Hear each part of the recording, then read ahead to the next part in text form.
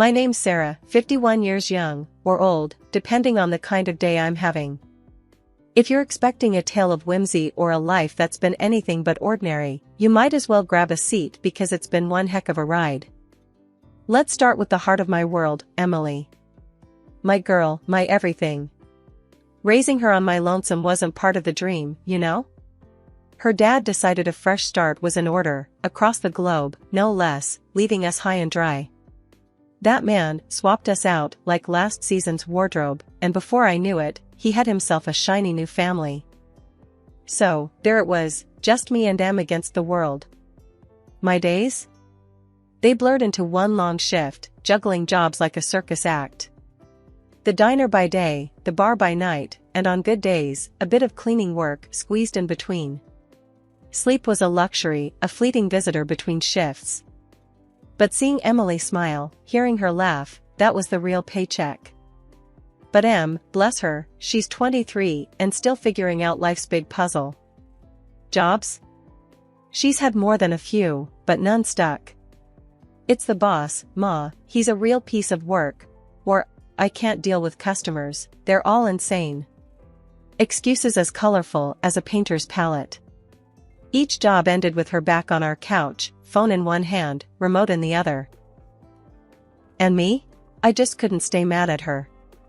It's alright, Em.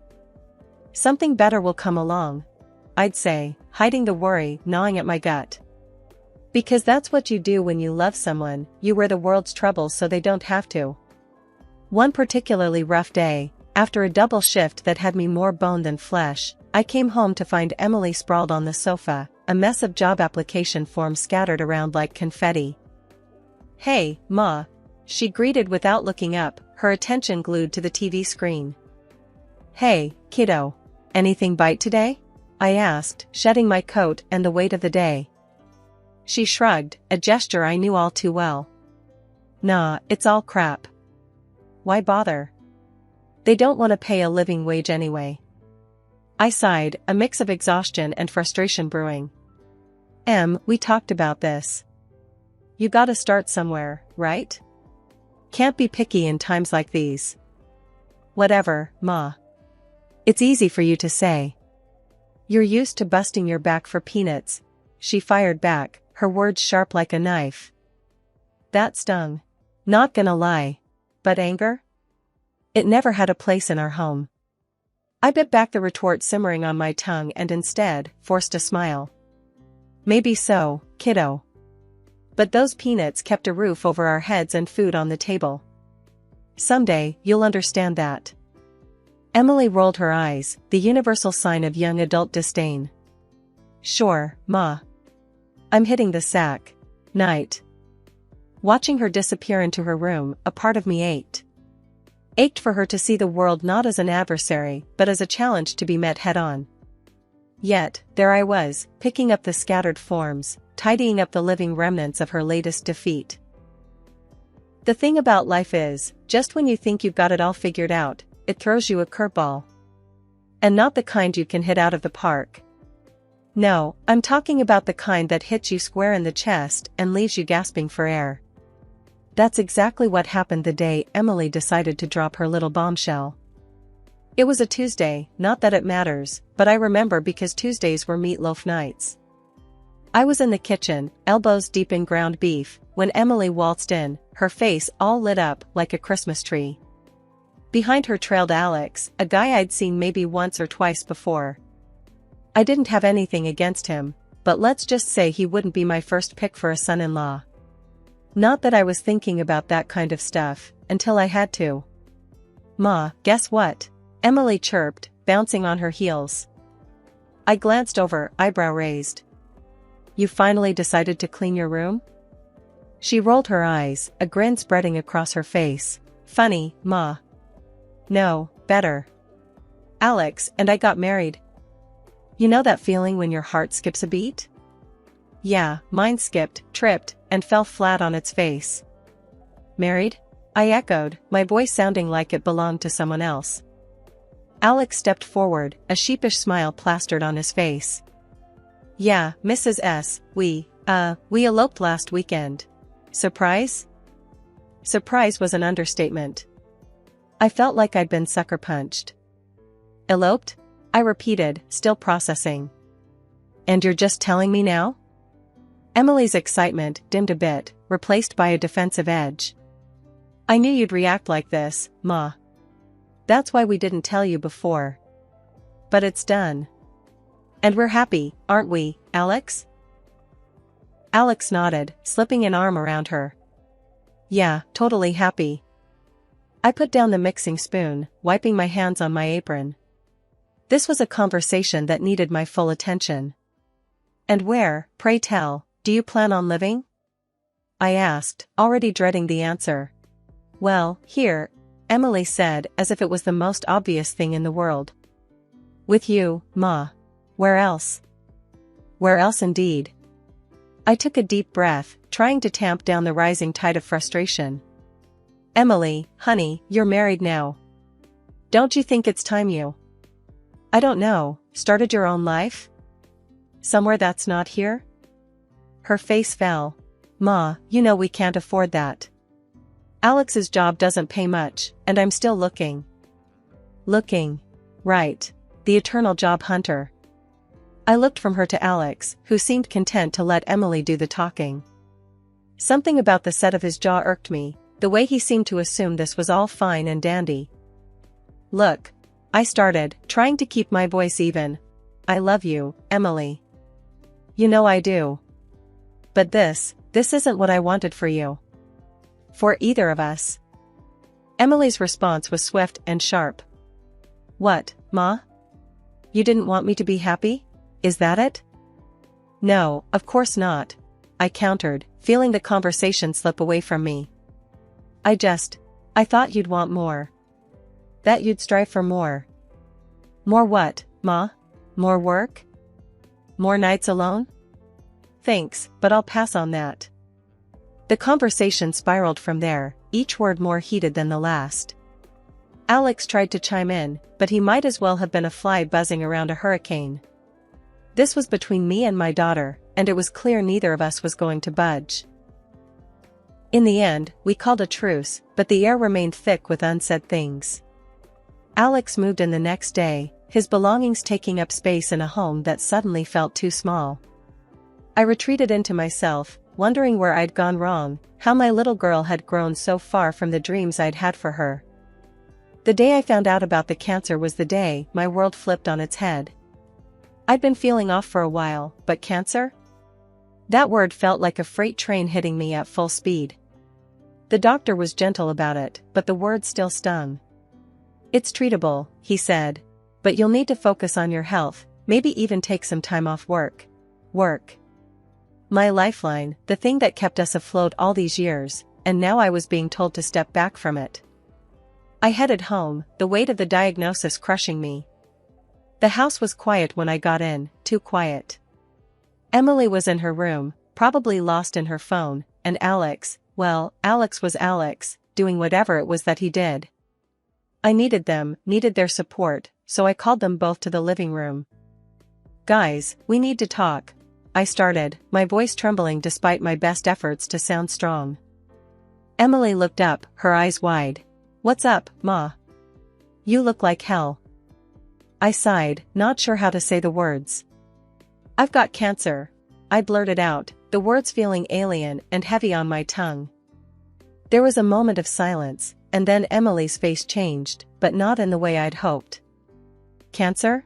But, what does that mean, for, us? Her question caught me off guard.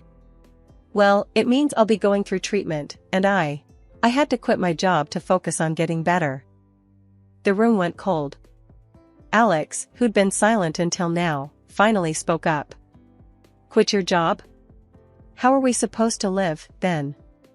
My job barely covers my stuff. I stared at them, disbelief washing over me. This was their concern?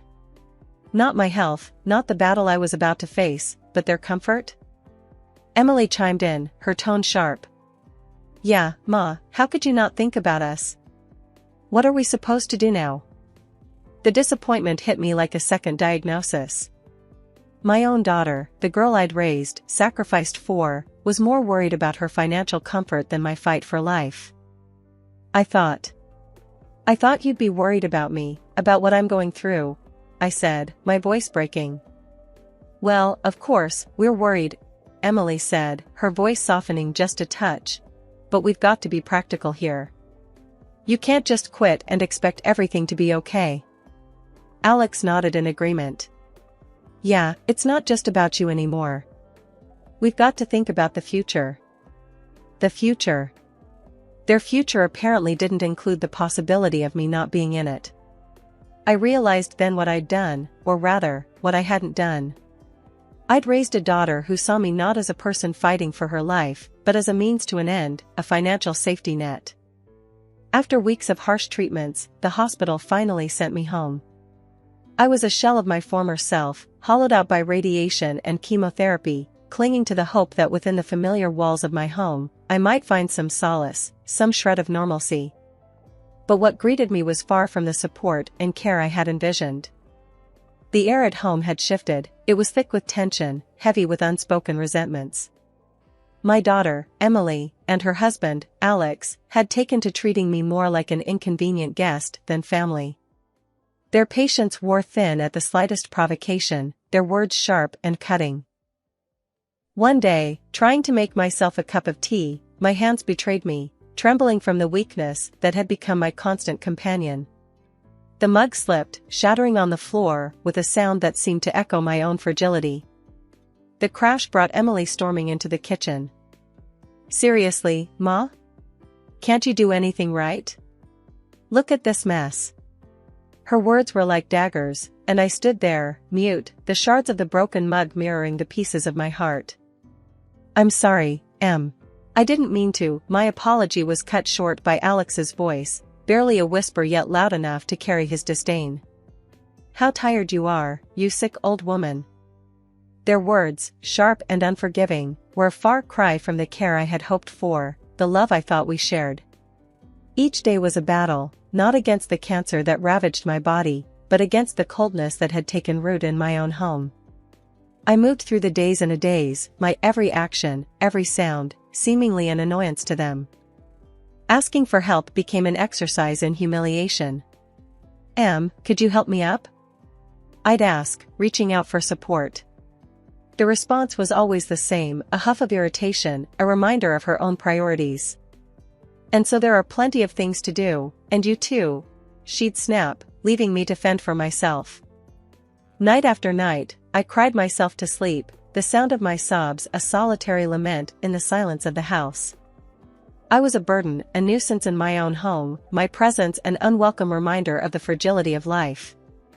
Due to constant stress, my health deteriorated, and I was admitted to the room again.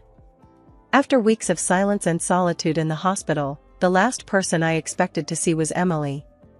Her visits had become as rare as a cool breeze in a heat wave, and yet, there she was, standing at the foot of my hospital bed, looking every bit as uncomfortable as I felt surprised. "Hey, Ma," she started, avoiding my gaze. "How you feeling?" The casualness of her question, as if she'd been by my side all along, stung. "Been better," I replied, my voice raspy from disuse. "What brings you here, Em? Finally decided to check on your old mother?" She fidgeted, looking anywhere but at me. "Yeah, well, there's something we need to talk about. It's about the house." The house. My sanctuary, the only legacy my grandmother left me, and our only real home. A lump formed in my throat. "What about it?" Emily finally met my gaze, her eyes hard. "Alex and we've been talking, and we think it's best if you know, transfer the house to us. Legally, I mean." I couldn't believe what I was hearing. "Transfer the house? To you and Alex? Why on earth would I do that?" She crossed her arms, her discomfort replaced by defiance. "Because, Ma, it's practical. Alex is sick of living there, like he's some sort of freeloader. We want to own it, make it ours. It's not like you're going to be around forever, anyway." Her words felt like a slap. The audacity, the sheer insensitivity. My own daughter, viewing my home, my life, as nothing more than a transaction to secure her future comfort. You think I'm just going to hand over everything because your husband doesn't like feeling like a guest? In my own house? It's not just that, Ma. It makes sense. You're here, sick, and who knows for how long. We're thinking about the future. The future? I echoed, incredulous. And what about my future, Emily? Did you ever stop to think about that? Or is it just about what you and Alex want? She sighed, a sound of frustration and impatience. You're being unreasonable, Ma. We're just trying to be practical here. Practical? I shot back, anger and hurt swirling inside me. You're talking about my home like it's a prize to be won. I worked hard for that house, kept it through everything. And you, my own daughter, you come here, not to see how I'm doing, not to offer comfort or support, but to ask me to give up my home? For what? So you can feel more secure in your marriage? Emily looked away. I thought you'd understand, Ma. But I can see you're just too selfish to see the bigger picture. Selfish? The accusation was a bitter pill to swallow. My whole life, I'd given everything to Emily, sacrificed so much, and now, in my time of need, this was how she saw me? Understanding has nothing to do with it, I said, my voice steadier than I felt. This is about respect, about family. And right now, I don't know if I even recognize you, Emily.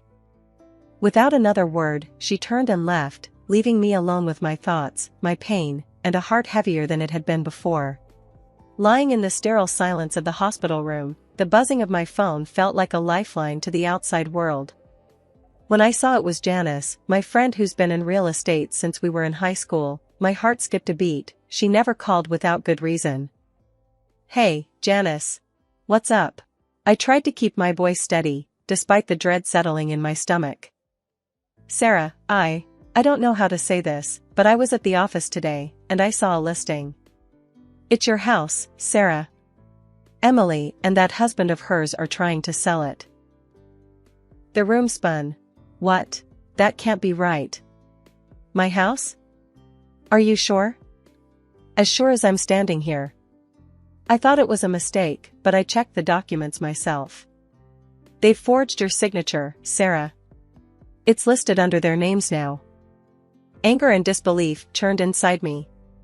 But, how could they? I never gave them any permission. This has to be illegal. It is, Sarah. You need to act fast. I knew she was right. My next call was to Mike, an old friend from college who ended up becoming a lawyer. Explaining the situation left me feeling exposed and vulnerable, but Mike's calm demeanor was a small comfort. Sarah, this is serious. We need to file for an injunction immediately to stop the sale. I'll need every piece of documentation you have on the house. We can argue forgery and undue influence, but we have to move quickly. Okay, Mike. I'll get you everything. I can't believe Emily would do this to me. To her own mother. It's unfortunate, but let's focus on protecting what's yours. I'll start the paperwork. Hang tight, Sarah. Hanging up, I was enveloped by a profound sense of betrayal. My own daughter, scheming behind my back to steal the only thing I had left from my grandmother. The thought was suffocating. Days passed in a blur of legal documents and phone calls. Mike was a godsend, navigating the legal maze with a precision that gave me hope. Meanwhile, I couldn't bring myself to confront Emily, not yet. The wound was too fresh, the betrayal too deep. For days, I interacted with Emily and Alex as if all was well, all the while coordinating with Mike to build our case. Their casualness around me, the way they dodged my gaze, only fueled my resolve. I had to protect what was rightfully mine. When Emily came to visit, feigning concern, I had to stifle a scoff. Hey, Mom. Just checking in. How are you holding up? Her words were hollow, and I played along. I've been better, Em. But I'm hanging in there. How's things at home? I prodded, curious if she'd slip up. Good, good. Alex and I are just, keeping busy.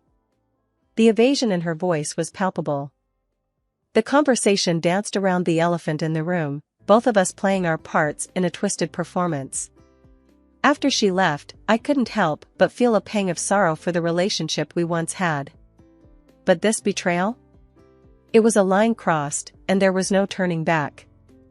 Mike called later with updates. "We're all set, Sarah. You ready for this?" "More than ever, Mike. Let's do it." As I lay in my hospital bed, staring at the sterile ceiling, I couldn't help but marvel at the situation. My own daughter, plotting against me, and here I was, about to turn the tables. Released from the hospital for a bit, I have started to fulfill my plan. Janice was in on it too. She helped me set it up so I'd show up at my own house, pretending to be interested in buying it. The thought alone had my heart racing with a mix of nerves and a strange sense of excitement. I arrived at the house, dressed differently, hoping Emily and Alex wouldn't recognize me right off the bat. The moment they opened the door, their faces went from eager to sell to outright horror. It was almost comical, seeing them scramble to make sense of what was happening. "Mom? What are you doing here?" Emily stammered, her face pale. "Thought I'd take a look at my own house, considering it's up for sale and all." "Nice listing, by the way," I said, my voice dripping with sarcasm. Alex, ever the smooth talker, tried to recover. "Sarah, look, this is just a big misunderstanding. Let's talk about this." "Misunderstanding?" I scoffed. "Forging my signature and trying to sell my house is a bit more than that, don't you think?" Without another word, I stepped outside and called the police. As I explained the situation, I watched Emily and Alex from the window, their expressions a mix of fear and disbelief. When the police arrived, Emily and Alex were taken away in handcuffs. Their pleas and cries echoed down the street, but my heart was hardened against them. The betrayal was too deep, the wound too fresh. After the dust settled, the quiet in my house was both eerie and soothing. It was just me now, alone with the echoes of a life that once was. The days melded into one another as I focused on my health, on healing not just my body, but my battered heart as well. Miraculously, my health began to turn a corner. The cancer that once seemed like a death sentence slowly retreated into the shadows, giving me a new lease on life. The trial of Emily and Alex was a spectacle, one I attended with a heavy heart. Watching them, so small and defeated in the courtroom, stirred something in me, but it wasn't enough to overcome the betrayal. They pleaded, tears streaming down their faces, begging for my forgiveness. But forgiveness was a river that had run dry. The court handed down a modest sentence for their crimes, but no punishment could right the wrongs they'd done. Word got around, as it always does in small towns. Some folks shook their heads, sking at my hard-heartedness, unable to understand how I could turn my back on my own flesh and blood. But most knew the pain of betrayal, and they stood by me, offering nods of understanding and silent support. It's funny, really, how something so earth-shattering can shift your perspective. I used to care so much about what people thought, about being the perfect mother, the perfect neighbor. But life has a way of teaching you that perfection is a facade, and approval is a fickle friend. One afternoon, as I sat on my porch, basking in the solitude, Janice stopped by, her presence a welcome break in the monotony. "Sarah, you're looking better every day," she said, taking the seat beside me. I smiled, a genuine smile that reached deep into my weary soul. "Feeling it, too. It's funny how peace can heal you in ways medicine can't." Janice nodded, her gaze thoughtful. "Not everyone agrees with your choices, you know. But I think you're one of the bravest people I know." I let out a chuckle, a sound tinged with sadness and wisdom born of pain. "Brave? No, I wouldn't say that. Just tired. Tired of bending until I break. Now, I'm just living for me, and if that's brave, then so be it." Janice squeezed my hand, a silent show of solidarity. "Living for yourself is all any of us can do, Sarah. And for what it's worth, I think you're doing a damn fine job at it." As she left, her words lingered in the air like a benediction. I turned my face to the sky, letting the warmth of the sun seep into my bones. For the first time in a long time, I felt a spark of something like hope, like joy. So, I live. I live for the quiet mornings and the peaceful nights. I live for the friends who stood by me and for the strength I found in solitude. I live with the knowledge that not everyone will understand my journey, and that's okay. Because at the end of the day, it's my journey, and mine alone.